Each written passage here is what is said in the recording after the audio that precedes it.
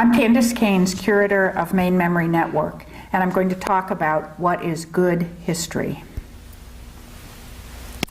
Herodotus, the father of history, got us started by writing about the Peloponnesian War years after it happened. Herodotus lived in Greece in the 5th century. He interviewed lots of people and believed he was being objective because he reportedly said he only wrote what people told him. But even in the 5th century, and even given it was the first such effort, his history had its critics. It wasn't necessarily bad history, but it could have been better. What then is good history? While there is no one formula for good history, there are some elements that we can strive for. First, good history is more than a list of facts or even a well-written narrative of facts. More than this happened, and then that happened, and then things changed again. Historians discuss the who, what, whens, and wheres, but more importantly, the whys and hows. Where does good history begin? You start from the evidence, the primary sources that are also the starting point for contributing to Main Memory Network.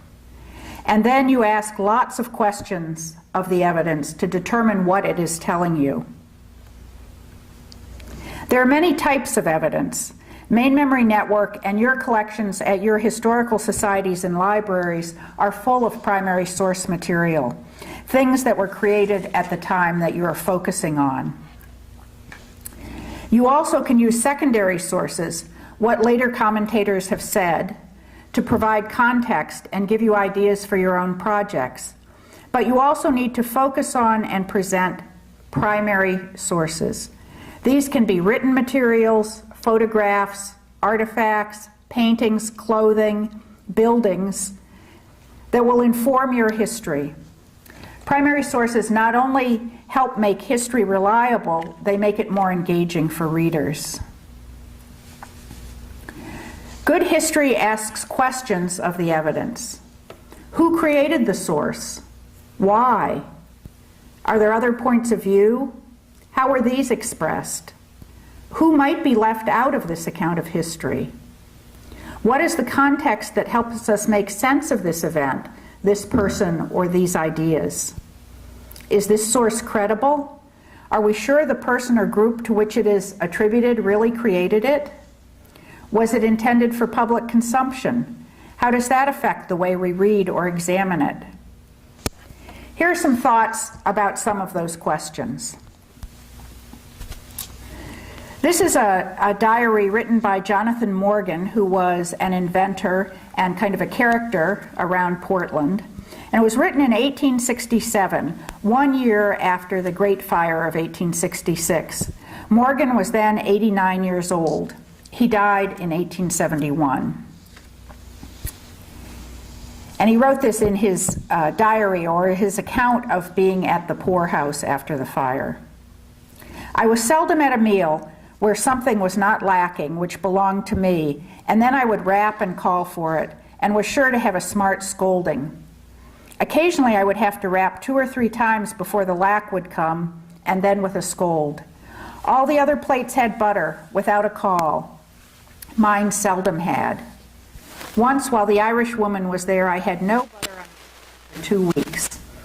Out of curiosity, I said nothing, to see how it would be. I then asked why I could not have butter as well as the others. She said it did not hold out. I asked why the lack always fell on my plate. She made no reply. After that, I sometimes had butter, and when lacking, called for it, and had it with a scold. The provisions were generally mean, but she was a pretty good cook and made it do. So this is a source that we might want to ask a lot of questions of. Do we believe what Jonathan Morgan is saying? What do we know about him that might help us decide if what he's saying is accurate and these were the real conditions in the poorhouse, or whether he's exaggerating or imagining what happened, or there might be a lot of other possibilities. Good history changes over time. We know that history often points out change, listing dates this happened or that happened, or this structure was built and torn down. When considering change over time, be sure to think about the point and ask not only why something changed, but also the effects, the reactions, and the various parties involved in each of these considerations. Whoever set up this photo of the Calais Street Railroad had a dramatic sense of change. Why did the Calais Street Railway, quote, die 35 years after its, quote, birth? Who was involved, affected? Was this an event unique to Calais? That question leads into the next point about good history and the next question we need to ask. Good history considers whose voice is represented and whose voices are not. Whether you choose a history focused on the military and war, politics and politicians, work and the economy, or any other broad topic, try to think about the variety of perspectives. For instance, you could write about ship captains, shipbuilders, sailors, as well as those who loaded the ships, produced what was transported, and the wives and children who were often left at home running the household, the farm, etc., if you're considering a story about shipping in Maine. There are business owners and employees. The employee voices are important. Men, women, children, immigrants, everyone. So to get a full picture of what you're writing about, you need to think about whose voice you're listening to, whose voice you're representing, and what other voices there might be.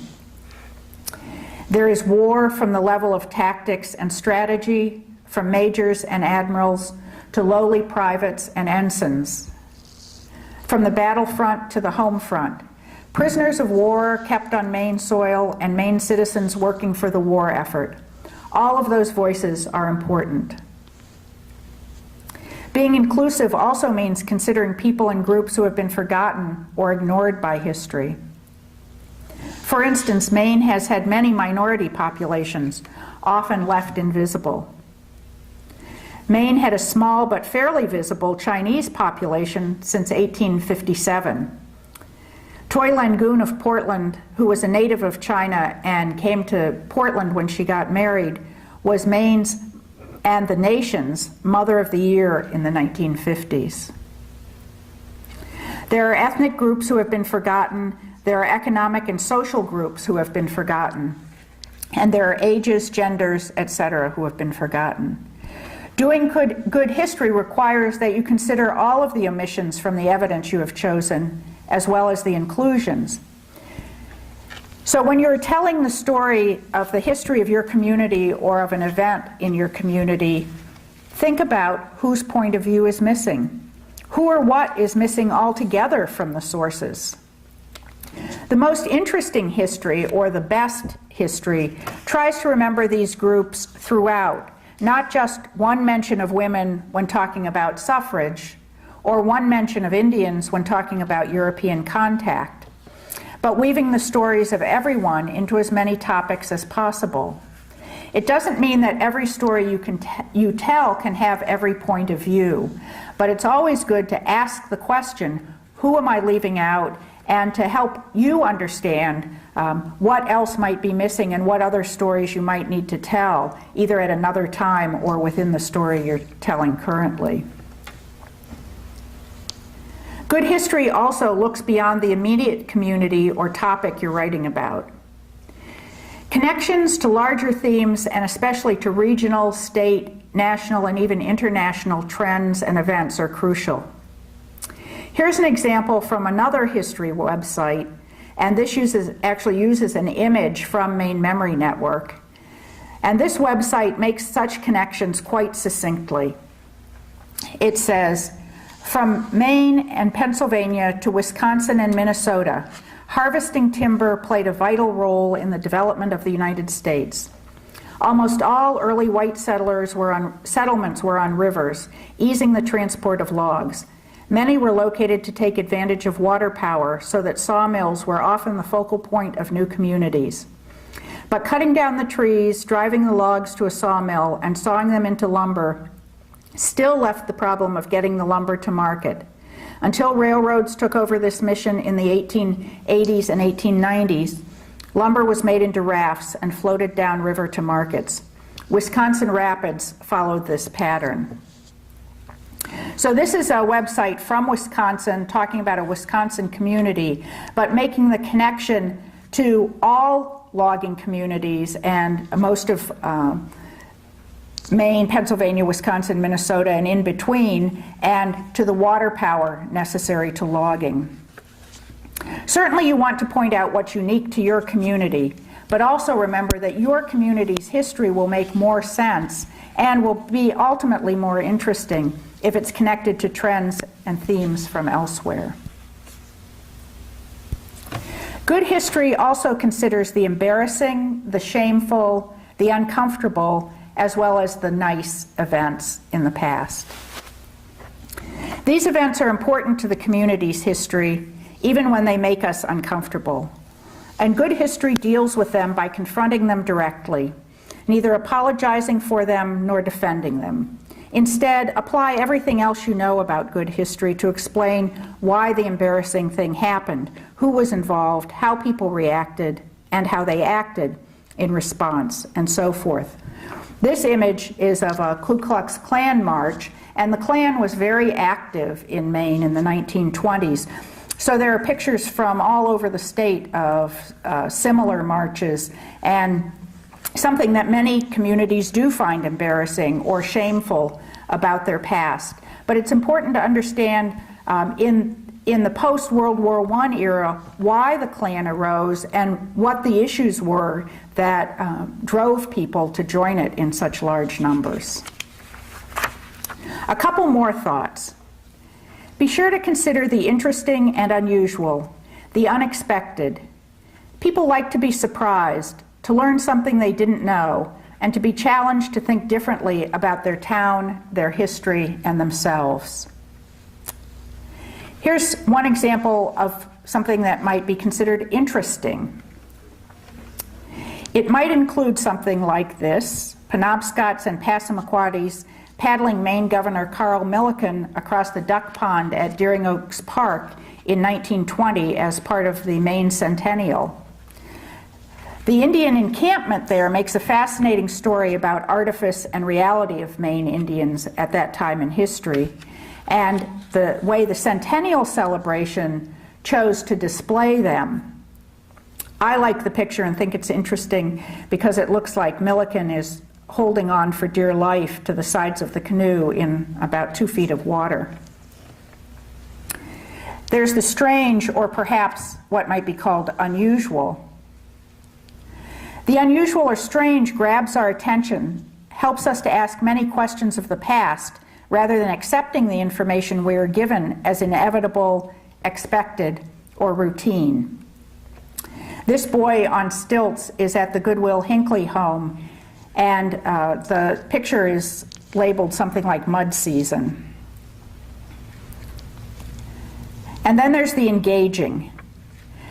Think about topics that make you want to know more, that people will relate to because the subject touches them in various ways. For instance, this ordinary yet extraordinary guy is Dave Glofsky, who ran a guessing booth at Old Orchard Beach for many years and is pictured here with Louis Armstrong.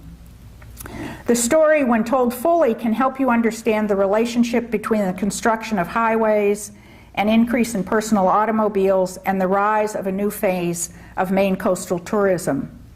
Plus, Glofsky's own story, from boxing to moving furniture to guesser, is pretty interesting.